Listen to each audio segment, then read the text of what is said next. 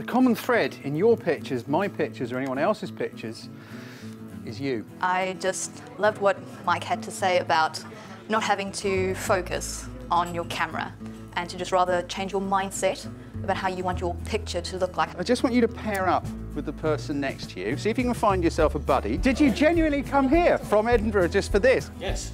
What makes a good photo? Something that somebody could relate to. I've been to the CDTP workshop and it was absolutely brilliant. He laid things out about how to think before you take your picture. Do you just want this bit with the sunset? Do you just want that bit and the headland? Do you want the sea to be a little bit slightly blurry? For anyone that was thinking about coming on the course, it's well worth it. It's a nice group of people and Mike delivers with sort of real genuine enthusiasm. Bend your knees, move around. That's how you change composition. It's been a really informative day. I've really enjoyed it. Left me with more questions than answers, which is, I always think is a good thing about any training. Is the light appropriate? How shall I compose it? What focal length shall I use? How much sharpness do I want?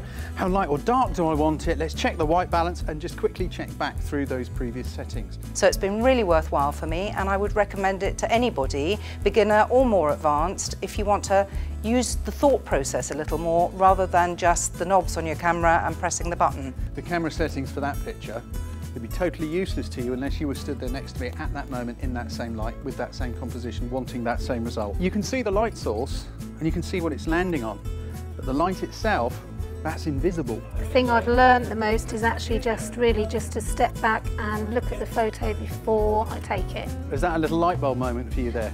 Awesome, that's why I do what I do. I love those light bulb moments. If I get a couple of light bulbs in here this afternoon, I've rocked it. Learn how to put effort into something in order to get results out of it. That's something that I think that I should take with me every day, and everyone should actually take with you every single day. Who said that? Who said I'm a pervert? Excellent.